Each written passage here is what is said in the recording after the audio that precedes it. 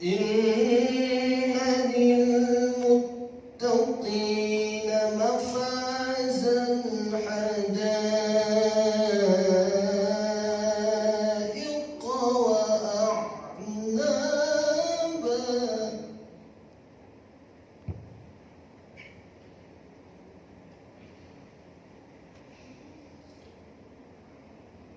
وكواعب أترابا وكأسا دهاقا لا يسمعون فيها لغوا ولا كذابا.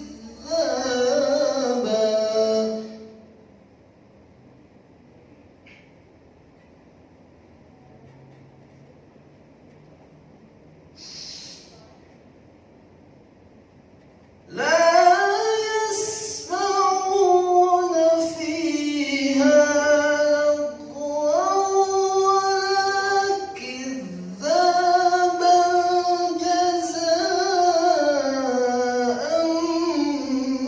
من ربك عطاء حسابا.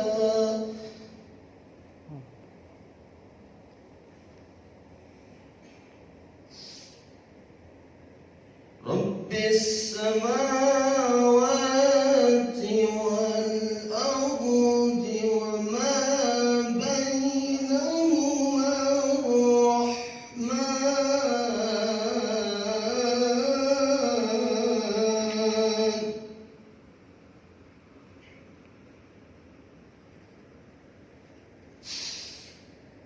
رب السماوات والأرض وما بينهما الرحمن لا يملكون منه خطابا. صدق الله العظيم.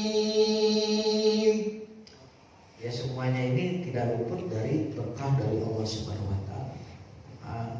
Kita patut selalu setiap detik, setiap napas kita memanjatkan puji syukur kehadiran ilahi. Karena setetes tinta di lautan itu sudah jelas. Itu setetes saja sudah berkah, gitu ya. Apalagi 1000 tetes, gitu kan. Kalau Bapak Ibu nulis ya, habiskan tintanya ya, bisa segalon tinta di lautan. Kita rubah gitu ya, kita upayakan, jadi definisikan, tafsirkan kan, kalau kata orang ini kita tafsirkan, bukan setetes ya. Masa dari dulu sampai sekarang setetes? Secara praktikal value kita belajar, kita kuliah, apalagi sudah magister. Wah, bukan 1, 2, 3 tinta itu sadreng mungkin ya, segala. Nah, ilmu menulis ini awalnya dari membaca. Membaca itu kan ikro. Dari siapa awalnya? Diperdengarkan kepada insan yang paling mulia. Jadi bapak-bapak kita semua, adik-adik semua mahasiswa, panitia di sini berarti mulia. Diberi pembuka jalan.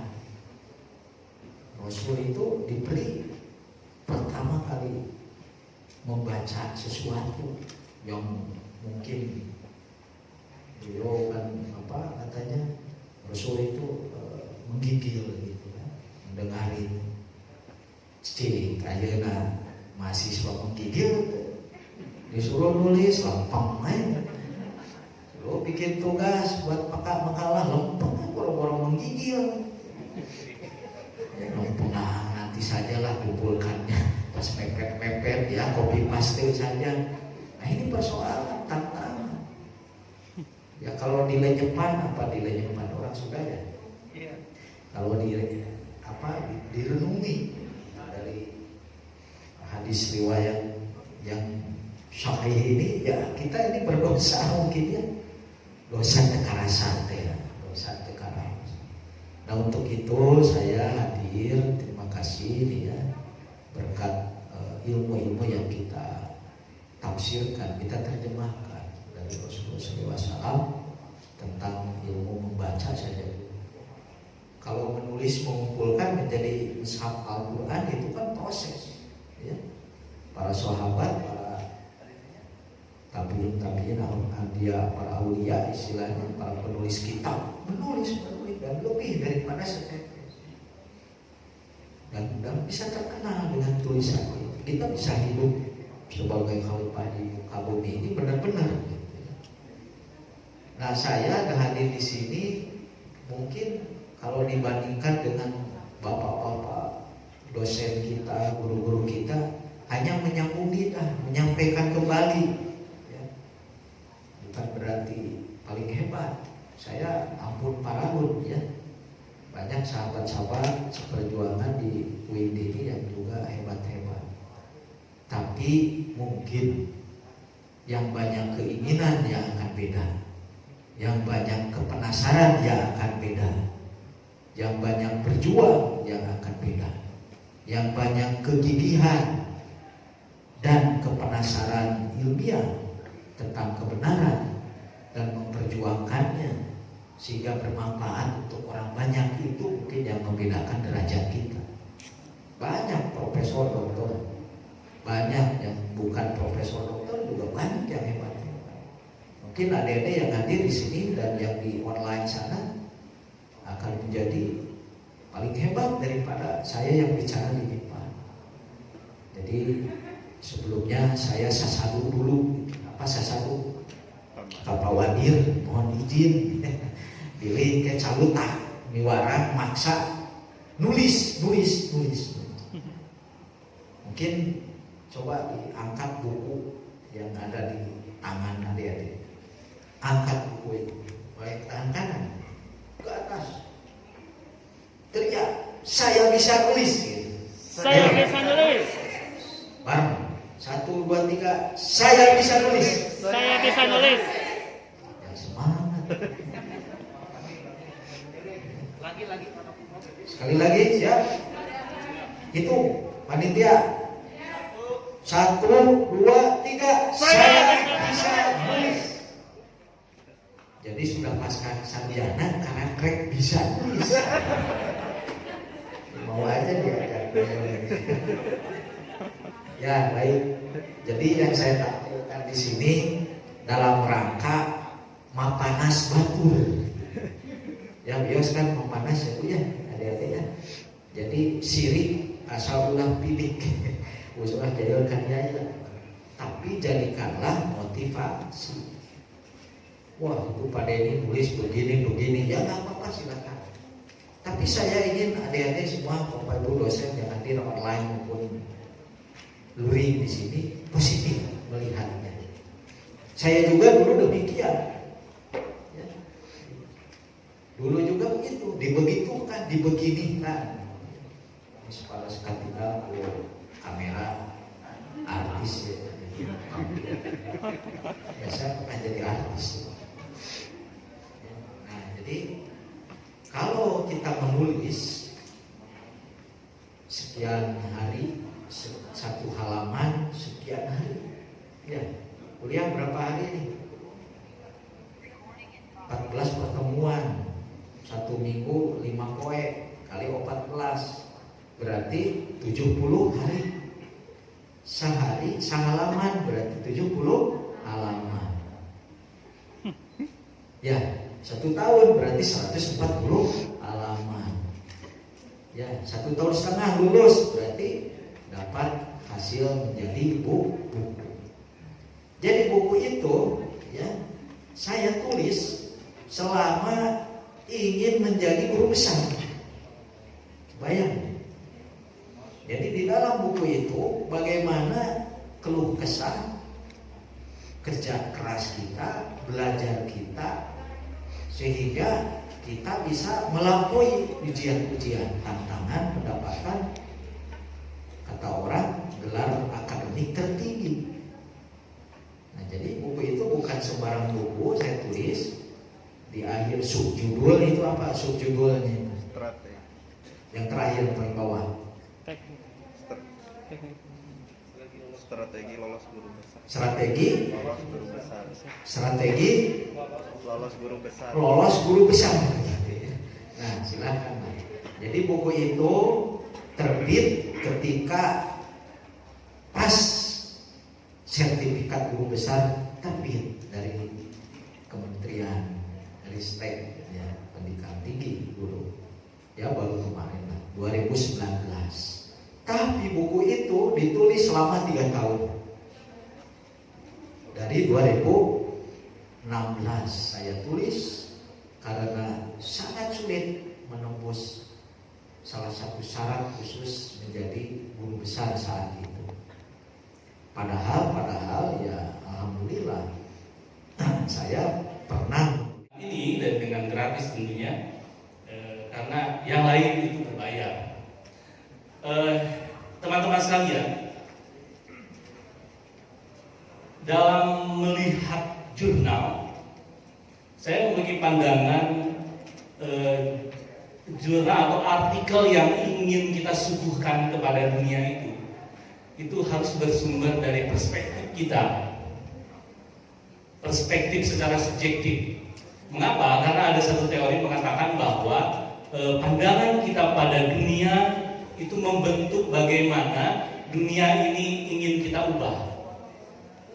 Apabila kita melihat dunia ini penuh ketidakadilan, misalkan tidak ada pemerataan, maka kita akan memiliki satu perspektif tertentu dan perspektif itu akan menghasilkan sikap, akan menghasilkan behavior, akan menghasilkan tindakan. Nah, di dalam tindakan inilah salah satu bentuk aktualisasinya adalah tulisan. Kemudian yang kedua, realitas dunia yang kita hidup di dalamnya ini, pandangan kita akan, perspektif kita akan terpengaruhi pada realitas yang objektif atau teoritis. Jika Anda seorang studi agama, maka Anda akan melihat dunia ini dalam perspektif studi agama. Jika Anda sebagai seorang misalkan IAT, Anda akan melihatnya sebagai seorang IAT. Nah, kenapa dua ini penting? Karena realitas yang kita hidup di dalam ini, kita akan berani mengeluarkan pendapat, berani mengeluarkan tulisan, karya tulis, itu tergantung pada apa yang perspektif kita pada dunia. Nah, seringkali perspektif ini menjadi latar belakang orang berbicara, latar belakang orang berkomentar, latar belakang orang menulis. Nah, jadi yang pertama, kaitannya dengan jurnal atau dengan artikel. Artikel adalah media kita mengeluarkan perspektif kita, baik secara subjektif ataupun secara objektif. Dalam arti objektif, kita mengikuti teori tertentu dalam mengeluarkan pendapat. Kita berpendapat A misalkan, namun kita kemudian mencari dalil teoritis agar pendapat kita itu sah secara ilmiah. Hingga kemudian dalam menghadapi realitas sosial ini, seringkali kebenarannya itu menjadi relatif karena kebenaran di dalam ilmiah itu tergantung pada teori yang kita gunakan. Jika kita menggunakan teori hukum ekonomi Islam misalkan tentang filantropi berbasis keadilan sosial, maka hasil kebenarannya adalah kebenaran yang sesuai dengan teori. Jika kita menggunakan dalam penelitian ekonomi Islam dengan menggunakan dalil filantropi tradisional, tentu nanti hasilnya kebenarannya adalah sesuai dengan tradisi filantropi tradisional, di mana keduanya saling mengkritisi sebenarnya. Nah, yang satu kok beda, yang satu mengatakan bahwa cukup memberikan saja, tidak perlu ada masuk ke dalam isu-isu keadilan sosial, keadilan kemerataan dan lain sebagainya. Yang satu menuntut harus ada keadilan sosial, harus ada civil society yang baik. Dua-duanya berbeda, dua-duanya buntrang, dua-duanya punya kebenaran sendiri. Namun, dua-duanya tidak salah sesuai dengan penggunaan teori masing-masing. Nah, pandangan seperti ini sangat penting karena di dalam jurnal pada saat ini, terutama Sinta 3 ke atas, itu seringkali ada pertanyaan, kamu apa sih yang kamu suguhkan kepada dunia? Kira-kira seperti itu bahasa sederhananya. Kamu nulis kira-kira apa sih yang ingin kamu lakukan pada dunia ini? Nah, inilah yang saya katakan dengan realitas. Nah, ada satu cara berpikir design thinking yang baik yang saya modifikasi untuk memahami perspektif kita ini. Yang pertama, sebagaimana dilihat ada 4 tahap. Nah, ini sebetulnya design thinking atau logika berpikir yang sederhana yang mendorong kita agar kita bisa. Yang pertama adalah, tahapan yang pertama adalah feel, yaitu kita merasakan apa sih yang mengganggu kamu. Ketika kita melihat realitas sosial, pertanyaan yang sederhana pada tahapan berpikir ini, apa yang mengganggu kamu sebenarnya?